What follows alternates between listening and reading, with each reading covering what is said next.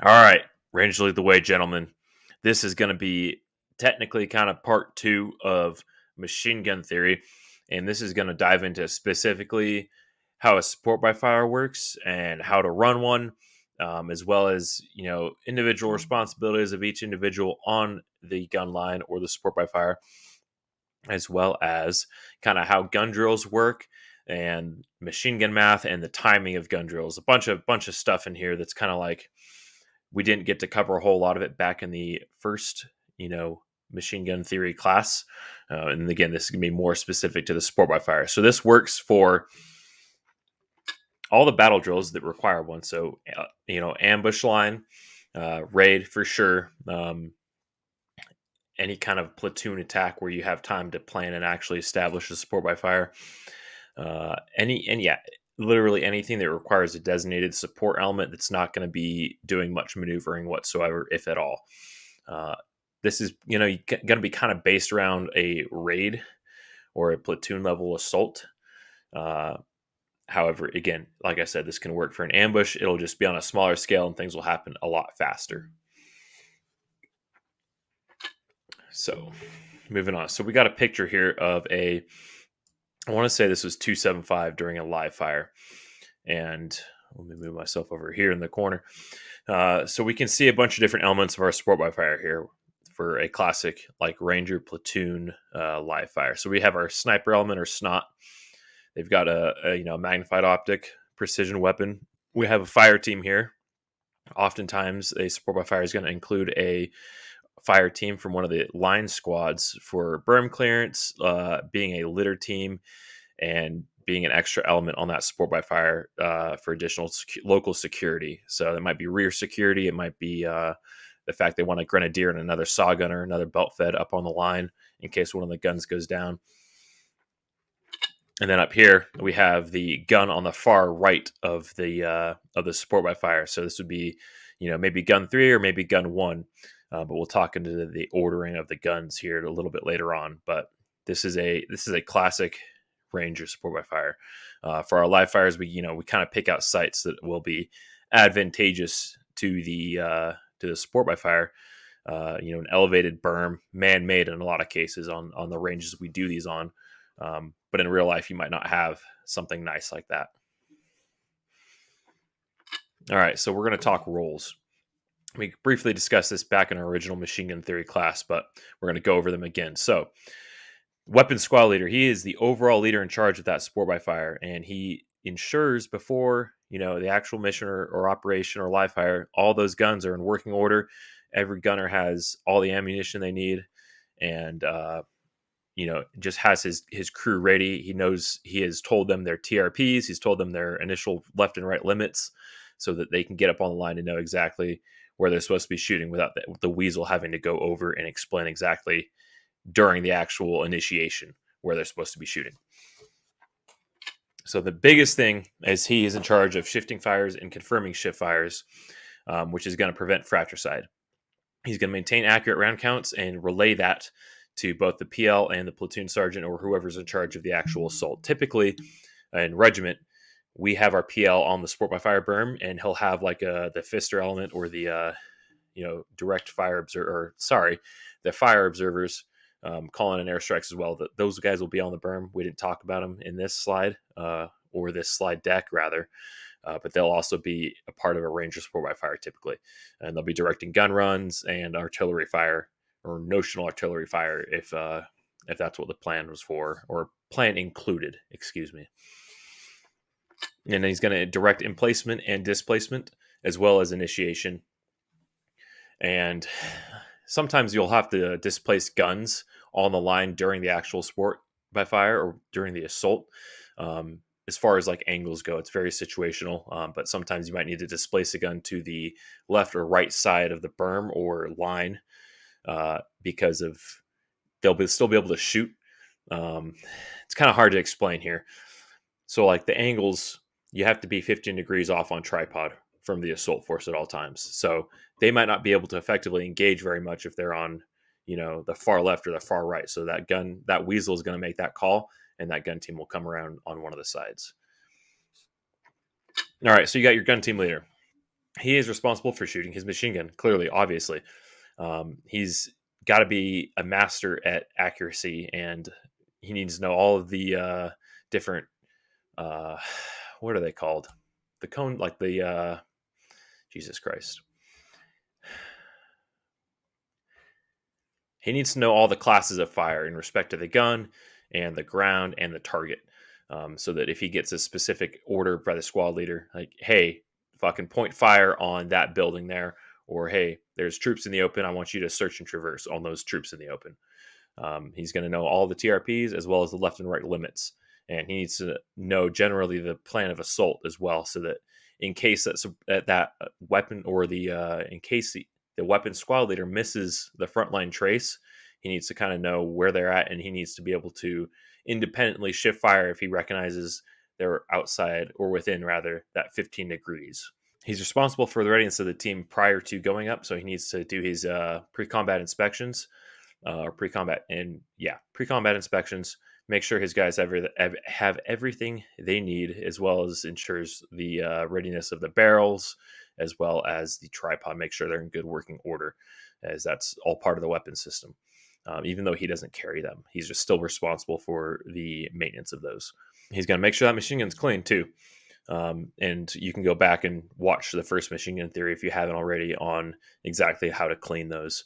Then he's going to echo fire commands from the weapon squad leader, keeps the gun running so he clears any malfunctions, and then the senior gun team leader, needs to be ready to step up and potentially fill the role of the weasel if the weasel becomes a casualty. Sometimes the PL will take over that role, but he's also busy doing other things. So it might be the role of that senior gun team leader to take over the role of the weasel. All right, so we got our assistant gunner here. You can see a typical loadout. This is, I don't know what regiment this is, or battalion this is rather, but you can see he's got a round bag ready. He's got links ready to go. These Eagle assault packs will typically carry 300 to 400 rounds if you pack it right. And then you can see the tripod here. This is an older generation of tripod. And then he's got his barrel bag, which you can see slung over his shoulder here. And then he's got his own weapon. I want to say slung. I don't see it here. And then he's got his sidearm, obviously. This is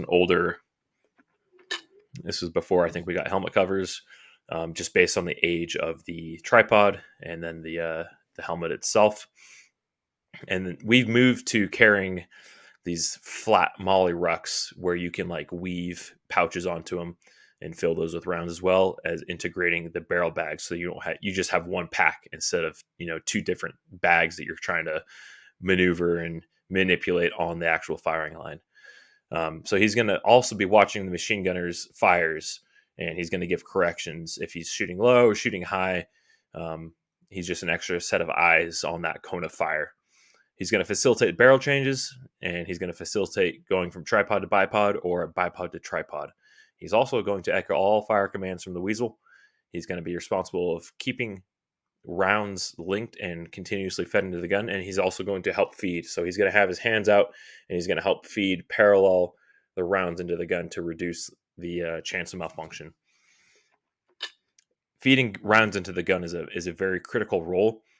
If those rounds get caught up in dirt, it could cause a malfunction. If they get twisted, it'll cause a malfunction. So he's responsible for holding that belt of ammunition ideally parallel to the gun and keeping it off of the ground so that the gun continues to fire. And he's going to also keep track of how many rounds that they shoot. So he's going to have them segmented. So after he goes through, maybe one round purse, which has 200 rounds, he's going to, just keep track of how many rounds that gun has shot for when the weasel asks for a round count. And then he's ready to conduct a one-up drill and become the gunner in case the gunner becomes a casualty. Ammo bearer. So ammo bearer, a lot of the times you won't have enough dudes in the weapon squad to, have this third man on the gun team. But typically they'll be on the right side of the gunner, the AG being on the left side, as all machine guns, US machine guns, and NATO machine guns are fed left to right. If they had a PKM, they would be on the right side. Or, the AG would be on the right side, ammo bearer would be on the left side. That's the only gun I can think of that shoots right to left. He's going to be carrying ammo. He's the ammo bitch, essentially. So he's going to carry any extra ammo that the AG can't physically carry. or if they have a huge round count, if they're carrying like 2,000 rounds, they're going to distribute that between the ammo bearer and the ammo or the assistant gunner. He's also going to he's ready to conduct a one-up drill and become the ammo or the assistant gunner, in case they have to do a dead gunner drill. And he's also going to echo fire commands given by the weapon squad leader. So in a lot of cases, again, we'll also have a sniper on the support by fire just because it's an elevated position, and they're going to be responsible for providing precision fires from the support by fire. They're going to utilize thermal and magnified optics to identify targets for the gun teams. A lot of the times, the guns won't have thermal optics on them, so they will be responsible for, hey, gunner, there's some troops in the open on my lays, and then that gunner will be able to see the laser as they'll be looking through nods and adjust his fires accordingly. And he can also assist the weasel in tracking the frontline trace of the assault element. Typically, they'll be positioned on the far right or the far left. It'll be rare that they'll be like in between the gun teams. So they'll just tie in with whatever gun is in their nearest vicinity and call out targets for that gun team. In a lot of cases, too, we'll have the assistant gunner or the ammo bearer equipped with his rifle. He'll have a thermal optic as well, so that they have kind of more of an organic spotter role, if you will. But yeah, we'll move on here. We'll also tie in mortars with the support by fire, but they'll be part of the PL's kind of element and under the direction of the platoon leader. And they'll be like back behind the berm ways if it's like an organic 60 team. So planning considerations, the two biggest ones are obviously the ammunition. So they need to carry enough ammo to provide suppression for the entire duration of the assault element's approach, as well as the actual assault. And then as far as site selection goes, you need to have a clear view and fields of fire into the objective area, and enough room to fit the entire gun line with about 10 to 15 feet between each gun, as well as any other elements that plan to utilize the support by fire. So again, snipers potentially, if the objective is close enough for the 320 gunner. You also might have a grenadier on the line as well, but they need to be within 300 meters of the objective. In a lot of cases, you're outside of that. You're closer to 4 or 5 or maybe even 600 meters away from the actual objective area.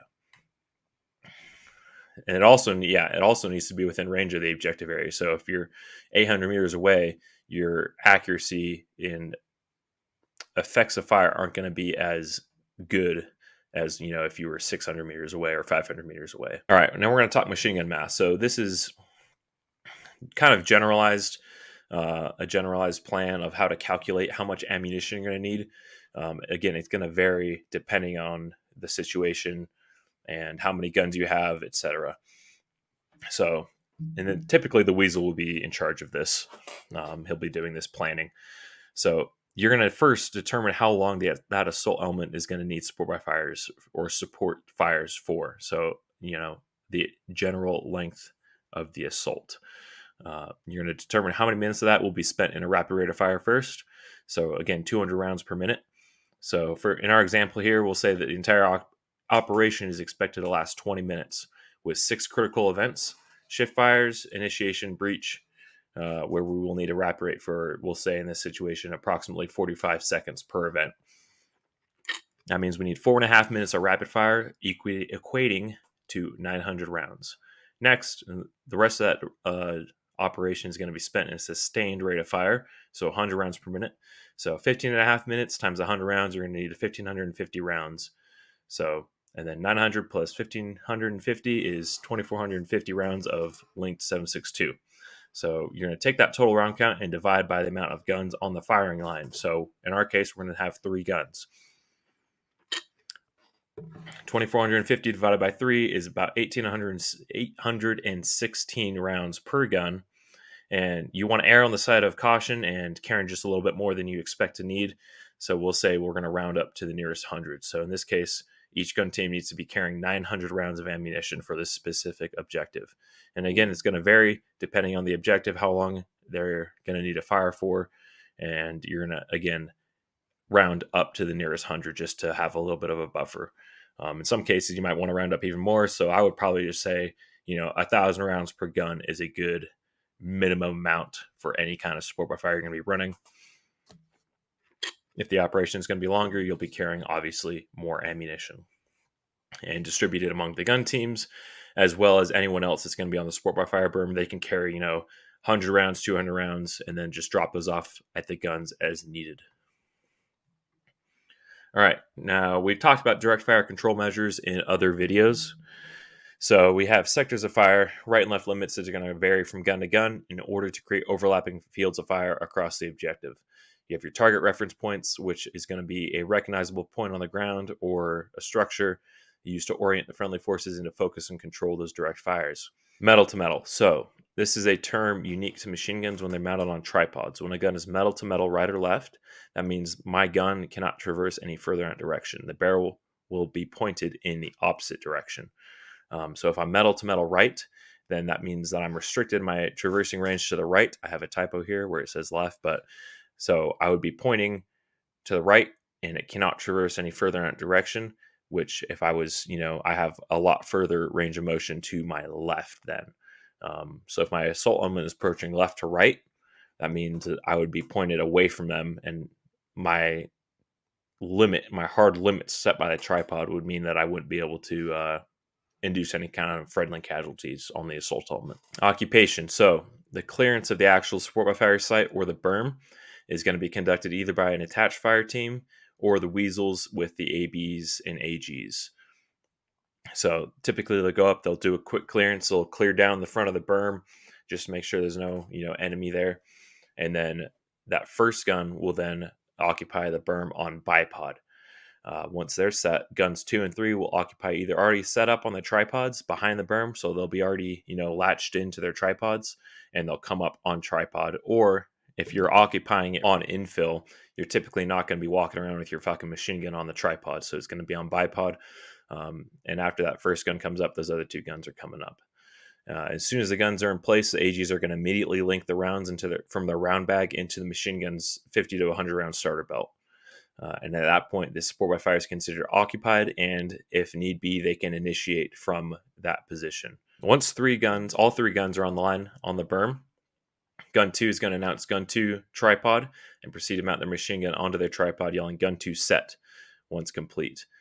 This can also be done using hand and arm signals if you haven't initiated yet, just to kind of, keep things quiet and maintain that element of surprise and stealth if they haven't, started kicking off the assault. Gun 3 will then go to tripod following gun 2, and then lastly gun 1, or it might start with gun 1 and then go 2, 3, and at that point the support by fire is going to be considered established. Now we're going to talk initiation. So upon either the designated time or the designated signal, via radio or the assault element beginning their approach, all those machine guns are going to open up at a rapid rate of fire simultaneously, utilizing appropriate methods of engagement for the objective area. So typically you'll be searching and traversing, or just traversing, or you'll be fixed 9 times out of 10. So if there's like a technical or a specific building or machine gun position, you'll start out by hammering those positions right away. Once the suppression has been achieved, the weasel will then direct gunners to go into a sustained rate of ammo or a sustained rate of fire to conserve ammunition. We're going to talk fire commands. So sustained is going to be a 6 to 9 round burst every 4 to 5 seconds, again equaling roughly 100 rounds per minute. Rapid will be a 10 to 13 round burst every 2 to 3 seconds, equaling about 200 rounds per minute.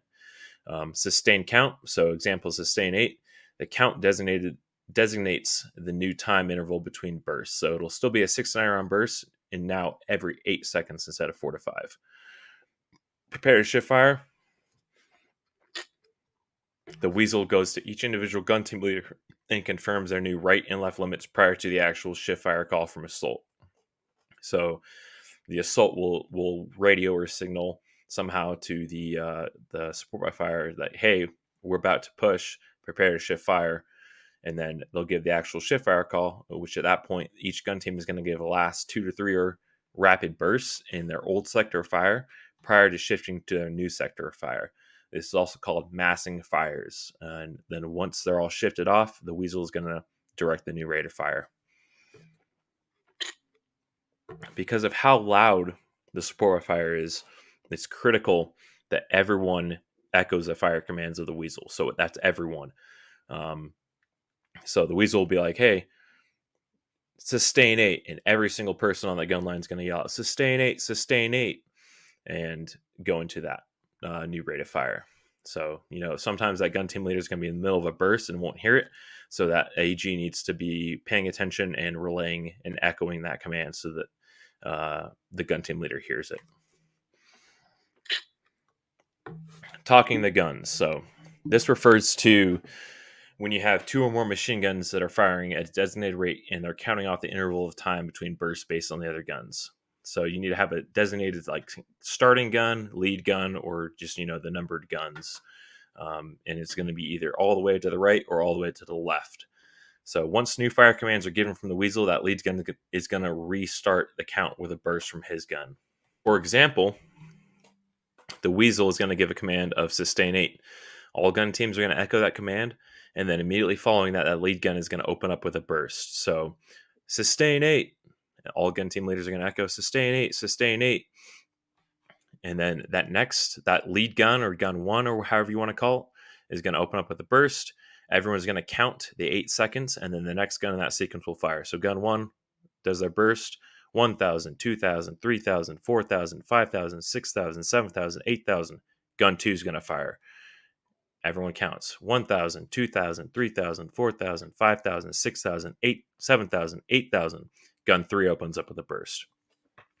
And if that next gun in the sequence doesn't fire due to a malfunction or any other reason, that third gun in the sequence will pick up the slack and open up it in its place.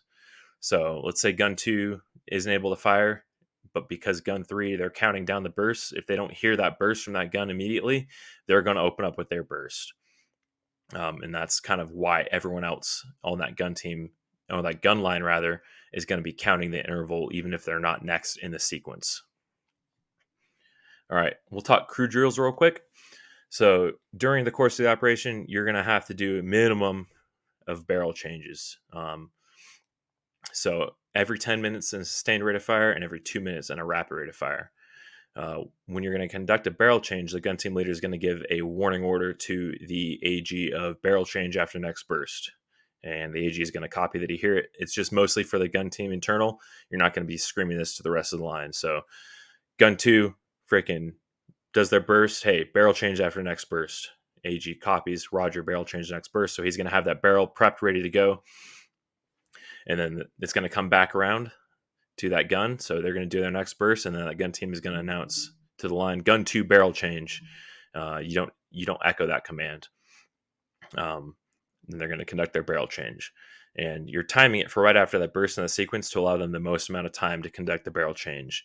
And that's, again, something you're going to have to rehearse prior to any kind of operation. That gun team needs to be very proficient and very efficient in conducting these barrel changes. So they need to do it as quick as possible because maybe one of the guns in the line goes down and they need to pick up for that gun. So if a gun becomes inoperable due to malfunction, the gun team leader is going to announce to the line, gun 2 down, and that will be echoed. And this lets the other gunners know that they'll be talking the guns with just the 2 remaining guns in our example here. That gun team leader is going to work to clear the malfunction, and if it's a bad one, he's going to want to pull that gun off of the berm and get behind cover to get to fixing that gun. He might have to utilize red lens at night. So once he clears that malfunction, he's going to make sure that his gun is actually back up. He's going to let off a burst. It doesn't matter if it's outside of the sequence. He just needs to make sure that gun is working, and then he's going to say gun 2 up, and then he's going to wait for his next turn in the firing sequence. All right, so from going bipod to tripod, the steps are almost identical to a barrel change. So it'll be typically done right before displacing, so the gun line may or may not be firing. The gun team leader is going to be like, hey, barrel change, or go into bipod after next burst. AG is going to copy. Sequence goes back around. He's going to let off that burst, and then he's going to go gun 2 bipod if going from tripod to bipod.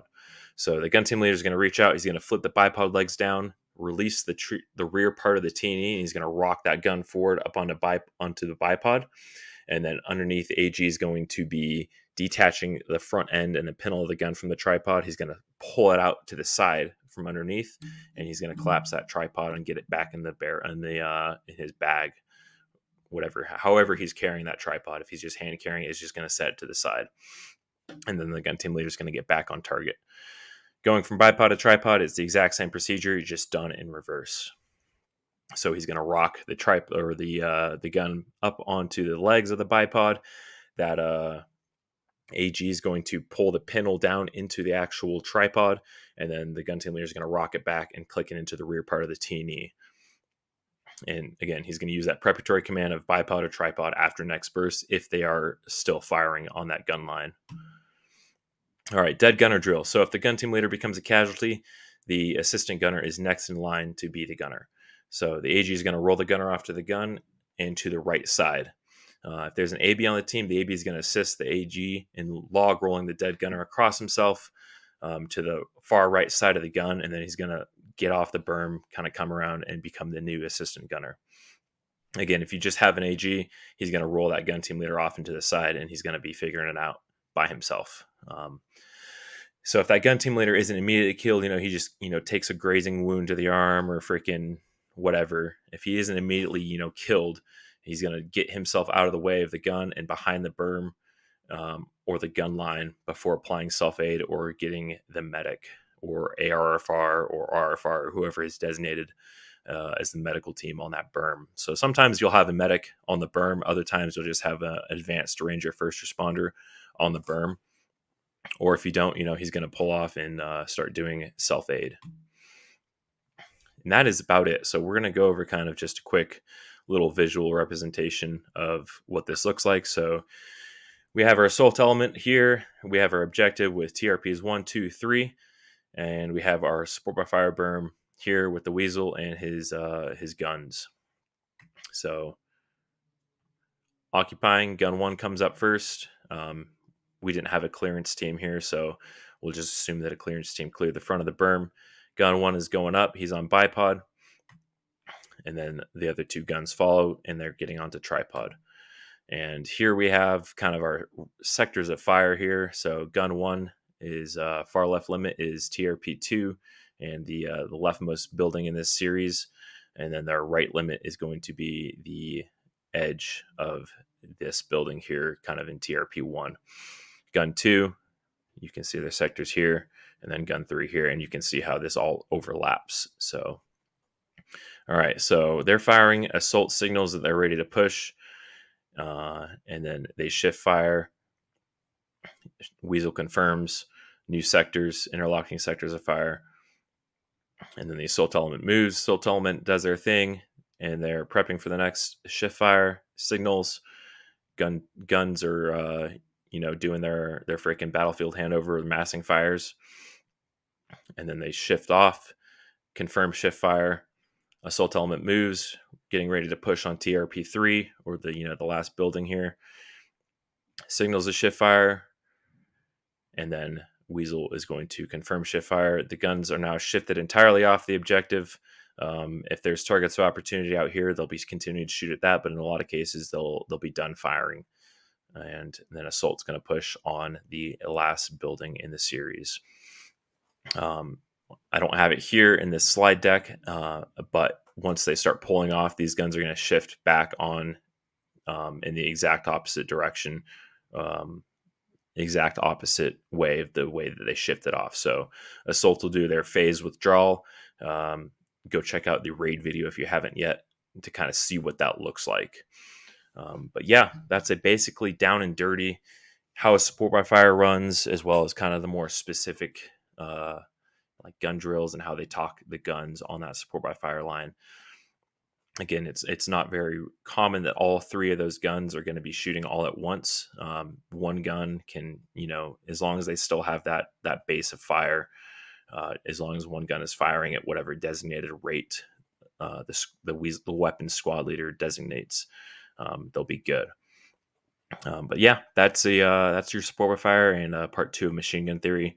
Let me know if I missed anything, guys that know about this kind of stuff. Let me know if there's anything that you would like to add down in the comments below. And hopefully this was helpful for y'all. Again, go check out that first machine gun theory video if you haven't already. That's going to dive into the classes of fire, maintenance of the gun, civilian options for belt feds, all of that, all the kind of more technical side of how machine guns work and how they're integrated into small unit tactics. And we'll catch you all next week.